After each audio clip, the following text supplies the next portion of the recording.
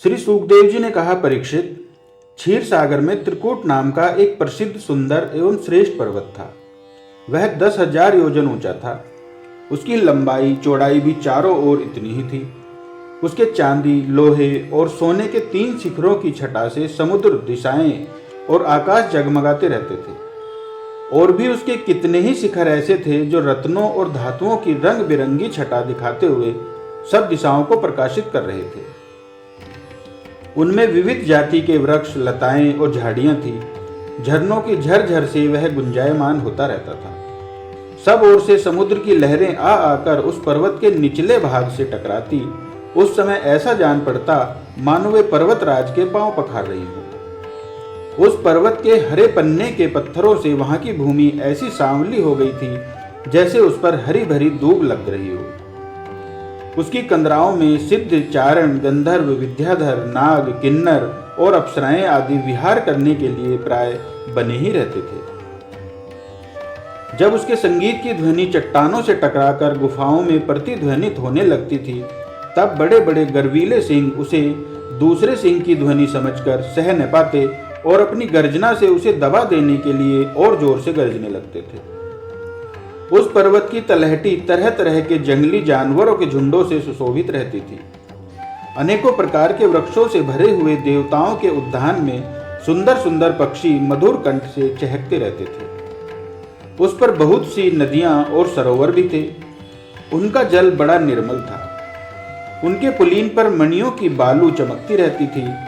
उनमें देवांगनाएं स्नान करती थी, जिससे उनका जल अत्यंत सुगंधित हो जाता था। उसकी सुरभि लेकर भीनी भीनी वायु चलती रहती थी। पर्वतराज त्रिकूट की तराई में भागवत प्रेमी महात्मा भगवान वरुण का एक उद्यान था। उसका नाम था ऋतुमान। उसमें देवांगनाएं क्रीड़ा करती रहती थी। उसमें सब और ऐसे दिव्य वृक्ष शोभायमान थे जो फलों और फूलों से सर्वदा लदे ही रहते थे।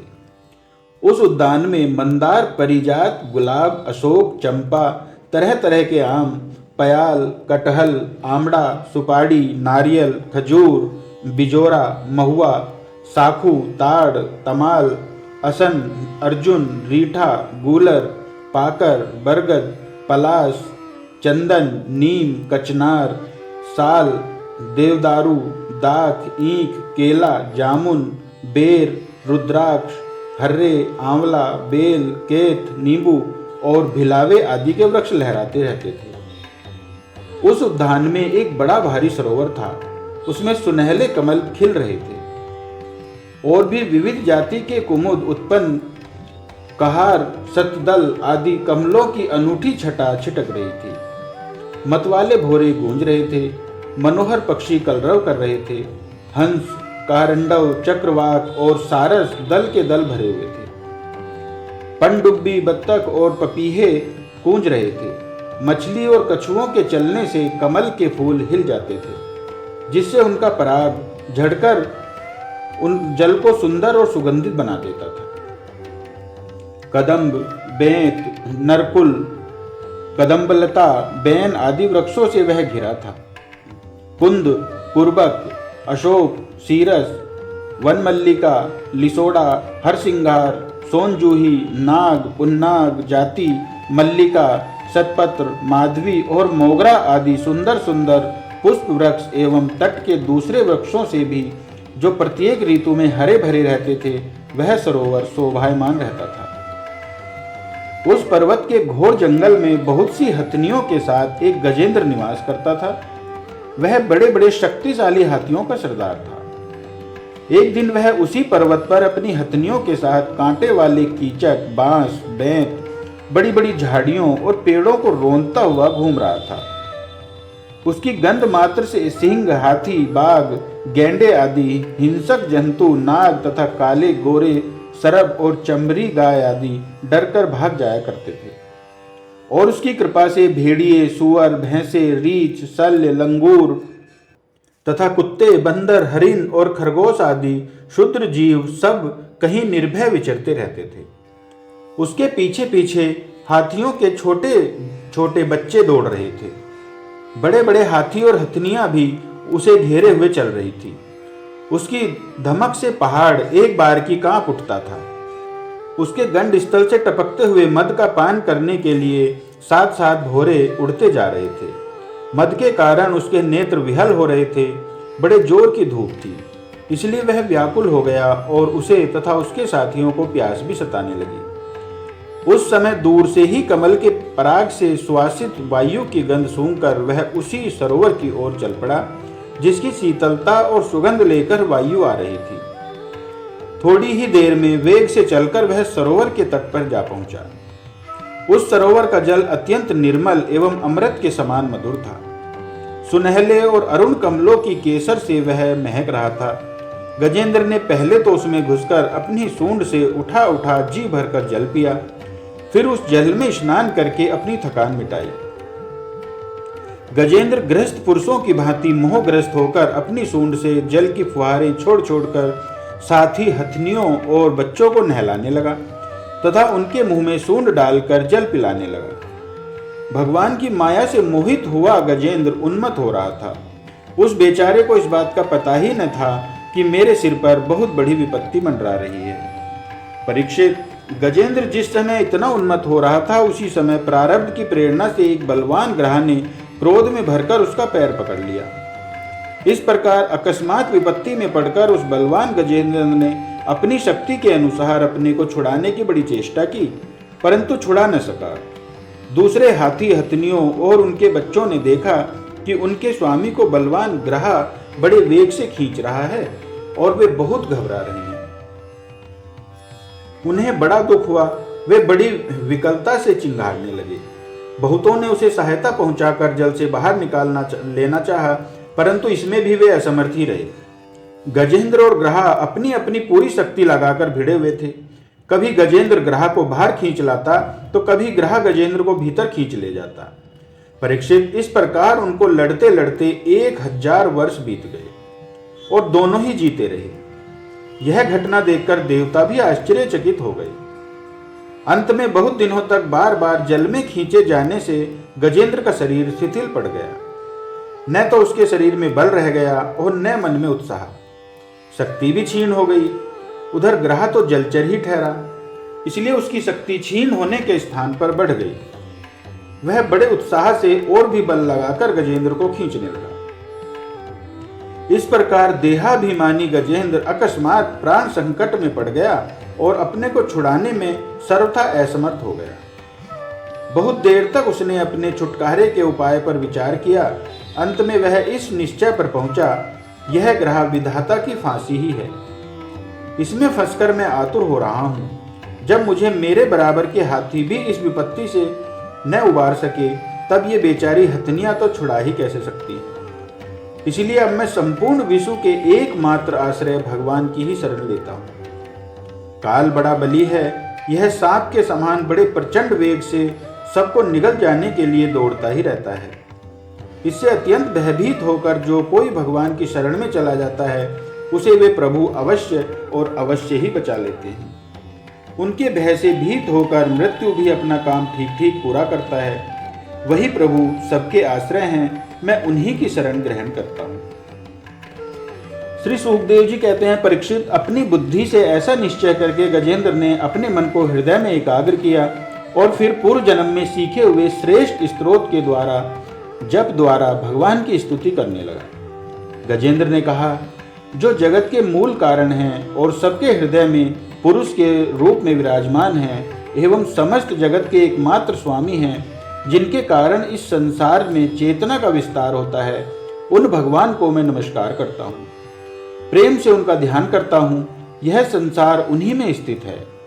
उन्हीं की सत्ता से प्रतीत हो रहा है। वे ही इसमें व्याप्त हो रहे हैं और स्वयं वे ही इसके रूप में प्रकट हो रहे हैं।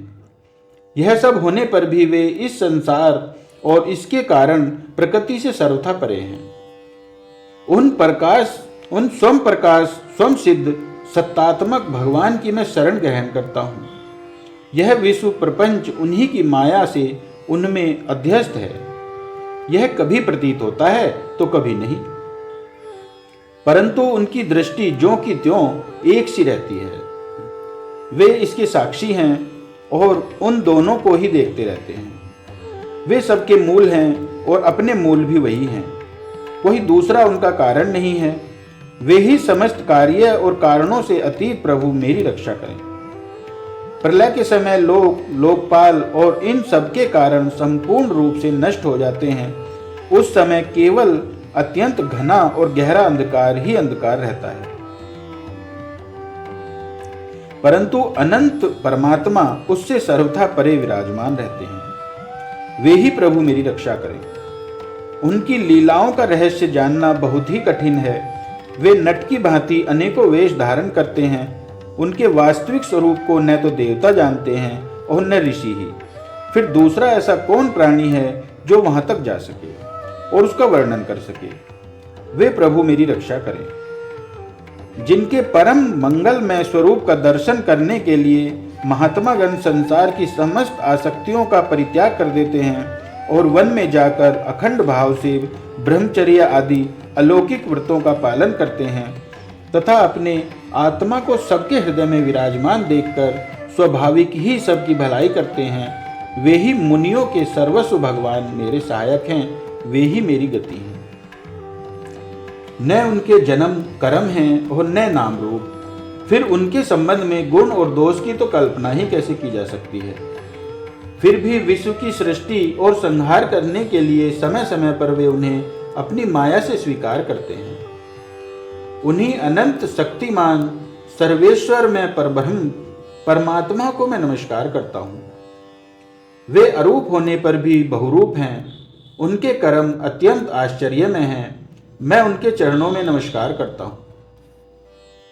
स्वयं प्रकाश सबके साक्षी परमात्मा मैं नमस्कार करता हूँ। जो मन वाणी और चित्त से अत्यंत दूर हैं, उन परमात्मा को मैं नमस्कार करता हूँ। विवेकी पुरुष कर्म संन्यास अथवा कर्म समर्पण के द्वारा अपना अंतकरण शुद्ध करके जिन्हें प्राप्त करते हैं तथा जो स्वयं तो नित्य मुक्त परमानंद एवं ज्ञान स्वरूप हैं ही, दूसरों को केवल्य मुक्ति देने की सामर्थ्य भी केवल उन्हीं में है, उन प्रभु को मैं नमस्कार करता हूँ। जो सत्व रज तम इन तीन गुणों का धर्म स्वीकार करके क्रमशः शांत घोर और मूढ़ अवस्था भी धारण करते हैं, उन भेद रहित समभाव से स्थित एवं ज्ञान घन प्रभु को मैं बार बार नमस्कार करता हूँ। आप सबके स्वामी समस्त क्षेत्रों के एकमात्र ज्ञाता एवं सर्वसाक्षी हैं। आपको मैं नमस्कार करता हूँ। आप स्वयं ही अपने कारण हैं। पुरुष और मूल प्रकृति के रूप में भी आप ही हैं। आपको मेरे बार बार नमस्कार है। आप समस्त इंद्रिय और उनके विषयों के दृष्टा हैं। समस्त प्रतीतियों के आधार हैं। अहंकार आदि छाया रूप असत वस्तुओं के द्वारा आपका ही अस्तित्व प्रकट होता है। समस्त वस्तुओं की सत्ता के रूप में भी केवल आप ही भास रहे हैं। मैं आपको नमस्कार करता हूँ। आप सबके मूल कारण हैं। आपका कोई कारण नहीं है तथा कारण होने पर भी आप में विकार या परिणाम नहीं होता। इसलिए आप अनोखे कारण हैं। आपको मेरा बार बार नमस्कार। जैसे समस्त नदी झरने आदि का परम आश्रय समुद्र है, वैसे ही आप समस्त वेद और शास्त्रों के परम तात्पर्य हैं। आप मोक्ष स्वरूप हैं और समस्त संत आपकी ही शरण ग्रहण करते हैं। अतः आपको मैं नमस्कार करता हूँ। जैसे यज्ञ के काष्ठ अरणी में अग्नि गुप्त रहती है, वैसे ही आपने अपने ज्ञान को गुणों की माया से ढक रखा है। गुणों में क्षोभ होने पर उनके द्वारा विविध प्रकार की सृष्टि रचना का आप संकल्प करते हैं। जो लोग कर्म संन्यास अथवा कर्म समर्पण के द्वारा आत्म तत्व की भावना करके वेद शास्त्रों से ऊपर उठ जाते हैं, उनके आत्मा के रूप में आप स्वयं ही प्रकाशित हो जाते हैं। आपको मैं नमस्कार करता हूँ। जैसे कोई दयालु पुरुष फंदे में पड़े हुए पशु का बंधन काट दे, वैसे ही आप मेरे जैसे शरणागतों की फांसी काट देते हैं। आप नित्य मुक्त हैं, परम करुणामय हैं और भक्तों का कल्याण करने में आप कभी आलस्य नहीं करते। आपके चरणों में मेरा नमस्कार है। समस्त प्राणियों के हृदय में अपने अंश के द्वारा अंतरात्मा के रूप में आप उपलब्ध होते रहते हैं। आप सर्वेश्वर पूर्ण एवं अनंत हैं। आपको मैं नमस्कार करता हूँ। जो लोग शरीर, पुत्र, गुरुजन, ग्रह, संपत्ति और स्वजनों में आसक्त हैं, उन्हें आपकी प्राप्ति अत्यंत कठिन है, क्योंकि आप स्वयं गुणों की आसक्ति से रहित हैं। जीवन मुक्त पुरुष अपने हृदय में आपका निरंतर चिंतन करते रहते हैं। उन सर्वेश्वर पूर्ण ज्ञान स्वरूप भगवान को मैं नमस्कार करता हूँ। धर्म, अर्थ, काम और मोक्ष की कामना से मनुष्य उन्हीं का भजन करके अपनी अभीष्ट वस्तु प्राप्त कर लेते हैं। इतना ही नहीं, वे उनको सभी प्रकार का सुख देते हैं और अपने ही जैसा अविनाशी पार्षद शरीर भी देते हैं। वे ही परम दयालु प्रभु मेरा उद्धार करें। जिनके अनन्य प्रेमी भक्तजन उन्हीं की शरण में रहते हुए उनसे किसी भी वस्तु की, यहाँ तक कि मोक्ष की भी अभिलाषा नहीं करते, केवल उनकी परम दिव्य मंगलमयी लीलाओं का गान करते हुए आनंद के समुद्र में निमग्न रहते हैं। जो अविनाशी, सर्वशक्तिमान, अव्यक्त, इंद्रियातीत और अत्यंत सूक्ष्म हैं, जो अत्यंत निकट रहने पर भी बहुत दूर जान पड़ते हैं, जो आध्यात्मिक योग अर्थात ज्ञान योग या भक्ति योग के द्वारा प्राप्त होते हैं, उन्हीं आदि पुरुष अनंत एवं परिपूर्ण पर ब्रह्म परमात्मा की मैं स्तुति करता हूँ। जिनकी अत्यंत छोटी कला से अनेकों नाम रूप के भेद भाव से युक्त ब्रह्मा आदि देवता, वेद और चराचर लोकों की सृष्टि हुई है, जैसे धधकती हुई आग की लपटें और प्रकाशमान सूर्य से उनकी किरणें बार बार निकलती और लीन होती रहती हैं, वैसे ही जिन स्वयं प्रकाश परमात्मा से बुद्धि, मन, इंद्रिय और शरीर जो गुणों के प्रवाह रूप हैं, बार बार प्रकट होते तथा लीन हो जाते हैं। वे भगवान न देवता हैं और न असुर। वे मनुष्य और पशु पक्षी भी नहीं हैं। न वे स्त्री हैं, न पुरुष और न नपुंसक। वे कोई साधारण या असाधारण प्राणी भी नहीं हैं। न वे गुण हैं और न कर्म, न कार्य हैं और न तो कारण ही है। सबका निषेध हो जाने पर जो कुछ बच रहता है वही उनका स्वरूप है तथा वे ही सब कुछ हैं। वे ही परमात्मा मेरे उद्धार के लिए प्रकट हों। मैं जीना नहीं चाहता। यह हाथी की योनि बाहर और भीतर सब ओर से अज्ञान स्वरूप आवरण के द्वारा ढकी हुई है। इसको रखकर करना ही क्या है। मैं तो आत्म प्रकाश को ढकने वाले उस अज्ञान रूप आवरण से छूटना चाहता हूँ, जो काल क्रम से अपने आप नहीं छूट सकता, जो केवल भागवत कृपा अथवा तत्व ज्ञान के द्वारा ही नष्ट होता है। इसीलिए मैं उन पर ब्रह्म परमात्मा की शरण में हूँ, जो विश्व रहित होने पर भी विश्व के रचयिता और विश्व स्वरूप है। साथ ही जो विश्व की अंतरात्मा के रूप में विश्व रूप सामग्री से क्रीड़ा भी करते रहते हैं। उन अजन्मा परम पद स्वरूप ब्रह्म को मैं नमस्कार करता हूँ। योगी लोग योग के द्वारा कर्म वासना और कर्म फल को भस्म करके अपने योग शुद्ध हृदय में जिन परमेश्वर भगवान का साक्षात्कार करते हैं, उन प्रभु को मैं नमस्कार करता हूँ। प्रभु, आपकी तीन शक्तियों सत्व, रज और तम के राग आदि वेग असहाय हैं। समस्त इंद्रियों और मन के विषयों के स्वरूप में भी आप ही प्रतीत हो रहे हैं। इसलिए जिनकी इंद्रियां वश में नहीं हैं, वे तो आपकी प्राप्ति का मार्ग भी नहीं पा सकते। आपकी शक्ति अनंत है, आप शरणागत वत्सल हैं, आपको मैं बार बार नमस्कार करता हूँ।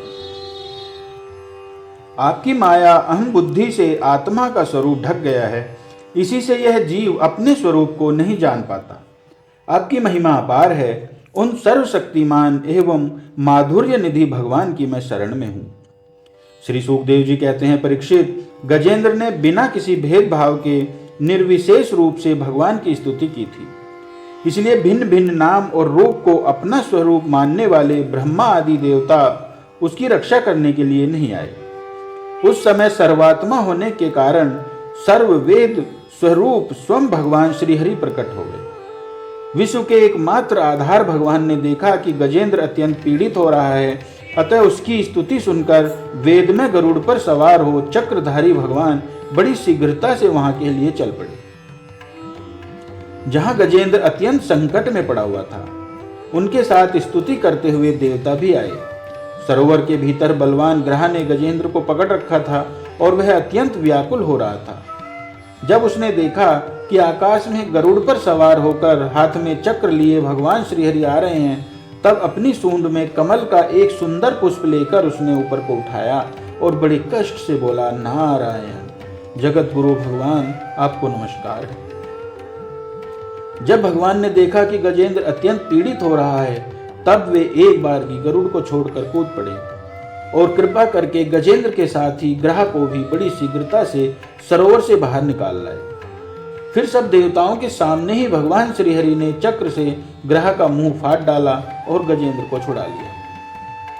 श्री सुखदेव जी कहते हैं, परीक्षित, उस समय ब्रह्मा, शंकर आदि देवता, ऋषि और गंधर्व श्रीहरि भगवान के इस कर्म की प्रशंसा करने लगे तथा उनके ऊपर फूलों की वर्षा करने लगे। स्वर्ग में दुंदुभियां बजने लगी, गंधर्व नाचने गाने लगे, ऋषि, चारण और सिद्धगण भगवान पुरुषोत्तम की स्तुति करने लगे। इधर वह ग्रह तुरंत ही परम आश्चर्य में दिव्य शरीर से संपन्न हो गया।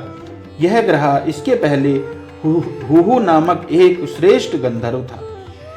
देवल के शाप से उसे यह गति प्राप्त हुई थी। अब भगवान की कृपा से वह मुक्त हो गया। उसने सर्वेश्वर भगवान के चरणों में सिर रखकर प्रणाम किया। इसके बाद वह भगवान के सुयश का गान करने लगा। वास्तव में अविनाशी भगवान ही सर्वश्रेष्ठ कीर्ति से संपन्न हैं। उन्हीं के गुण और मनोहर लीलाएं गान करने योग्य हैं। भगवान के कृपापूर्ण स्पर्श से उसके सारे पाप ताप नष्ट हो गए। उसने भगवान की परिक्रमा करके उनके चरणों में प्रणाम किया और सबके देखते देखते अपने लोक की यात्रा की। गजेंद्र भी भगवान का स्पर्श प्राप्त होते ही अज्ञान के बंधन से मुक्त हो गया। उसे भगवान का ही रूप प्राप्त हो गया। वह पीतांबरधारी एवं चतुर्भुज बन गया। गजेंद्र पूर्व जन्म में द्रविड़ देश का पांड्यवंशी राजा था। उसका नाम था इंद्रद्युम्न। वह भगवान का एक श्रेष्ठ उपासक एवं अत्यंत यशस्वी था। एक बार राजा इंद्रद्युम्न राजपाट छोड़कर मलय पर्वत पर रहने लगे थे। उन्होंने जटाएं बढ़ा ली, तपस्वियों का सा भेष धारण कर लिया। एक दिन स्नान के बाद पूजा के समय मन को एकाग्र करके एवं मौन वृत्ति होकर वे सर्वशक्तिमान भगवान की आराधना कर रहे थे। उसी समय देवयोग से परम यशस्वी अगस्त मुनि अपनी शिष्य मंडली के साथ वहां आ पहुंचे। उन्होंने देखा कि यह प्रजा पालन और गृहस्थोचित अतिथि सेवा आदि धर्म का परित्याग करके तपस्वियों की तरह एकांत में चुपचाप बैठकर उपासना कर रहा है। इसलिए वे राजा इंद्रद्युम्न पर क्रुद्ध हो गए। उन्होंने राजा को यह शाप दिया, इस राजा ने गुरुजनों से शिक्षा नहीं ग्रहण की है, अभिमानवश परोपकार से निर्वृत्त होकर मनमानी कर रहा है। ब्राह्मणों का अपमान करने वाला यह हाथी के समान जड़ बुद्धि है, इसलिए इसे वही घोर अज्ञान में हाथी की योनि प्राप्त हो। श्री सुखदेव जी कहते हैं, परीक्षित, शाप एवं वरदान देने में समर्थ अगस्त ऋषि इस प्रकार शाप देकर अपनी शिष्य मंडली के साथ वहां से चले गए। राज ऋषि इंद्रद्युम्न ने यह समझकर संतोष किया कि यह मेरा प्रारब्ध ही था। इसके बाद आत्मा की विस्मृति करा देने वाली हाथी की योनि उन्हें प्राप्त हुई। परंतु भगवान की आराधना का ऐसा प्रभाव है कि हाथी होने पर भी उन्हें भगवान की स्मृति ही हो ही गई। भगवान श्रीहरि ने इस प्रकार गजेंद्र का उद्धार करके उसे अपना पार्षद बना लिया। गंधर्व, सिद्ध, देवता इनकी इस लीला का गान करने लगे और वे पार्षद रूप गजेंद्र को साथ ले गरुड़ पर सवार होकर अपने अलौकिक धाम को चले गए। कुरुवंश शिरोमणि परीक्षित, मैंने भगवान श्री कृष्ण की महिमा तथा गजेंद्र के उद्धार की कथा तुम्हें सुना दी। यह प्रसंग सुनने वालों के कलिमल और दुस्वप्न को मिटाने वाला एवं यश, उत्पत्ति और स्वर्ग देने वाला है। इसी से कल्याणगामी द्विजगण दुस्वप्न आदि की शांति के लिए प्रातःकाल जगते ही पवित्र होकर इसका पाठ करते हैं। परीक्षित, गजेंद्र की स्तुति से प्रसन्न होकर सर्वव्यापक एवं सर्वभूत स्वरूप श्री हरि भगवान ने सब लोगों के सामने ही उसे यह बात कही थी। श्री भगवान ने कहा, जो लोग रात के पिछले प्रहर में उठकर इंद्रिय निर्भय निग्रह पूर्वक एकांत चित्त से मेरा तेरा तथा इस सरोवर, पर्वत एवं कंदरा, वन, बैंत, कीचक और बांस के झुरमुट, यहाँ के दिव्य वृक्ष तथा पर्वत शिखर, मेरे ब्रह्मा जी और शिव जी के निवास स्थान, मेरे प्यारे धाम क्षीर सागर, प्रकाशमय श्वेतदीप, श्रीवत्स, कौस्तुभमणि, वनमाला, मेरी कोमोद की गदा, सुदर्शन चक्र, पांचजन्य शंख, पक्षीराज गरुड़, मेरे सूक्ष्म कला स्वरूप शेष जी, मेरे आश्रय में रहने वाली लक्ष्मी देवी, ब्रह्मा जी देव ऋषि नारद, शंकर जी तथा भक्तराज प्रहलाद, मत्स्य, कश्यप, वराह आदि अवतारों में किए हुए मेरे अनंत पुण्यमय चरित्र, सूर्य, चंद्रमा, अग्नि, ओंकार, सत्य, मूल प्रकृति, गो, ब्राह्मण, अविनाशी, सनातन धर्म, सोम, कश्यप और धर्म की पत्नी दक्ष कन्याएं, गंगा, सरस्वती, अलकनंदा, यमुना, ऐरावत हाथी, भक्त शिरोमणि ध्रुव, 7 ब्रह्म ऋषि और पवित्र कीर्ति, नल, युधिष्ठिर, जनक आदि महापुरुषों का स्मरण करते हैं, वे समस्त पापों से छूट जाते हैं, क्योंकि ये सब के सब मेरे ही रूप हैं। प्यारे गजेंद्र, जो लोग ब्रह्म मुहूर्त में उठकर तुम्हारी की हुई स्तुति से मेरा स्तवन करेंगे, मृत्यु के समय उन्हें मैं निर्मल बुद्धि का दान करूंगा। श्री सुखदेव जी कहते हैं, परीक्षित, भगवान श्री कृष्ण ने ऐसा कहकर देवताओं को आनंदित करते हुए अपना श्रेष्ठ शंख बजाया और गरुड़ पर सवार होकर चले गए। तो प्रिय श्रोताओं, यह था गजेंद्र मोक्ष। इसे आप सुबह उठकर अवश्य सुनिए और अपने जीवन का उद्धार कीजिए। तो मिलते हैं नई वीडियो में नई जानकारी और नई कथा के साथ।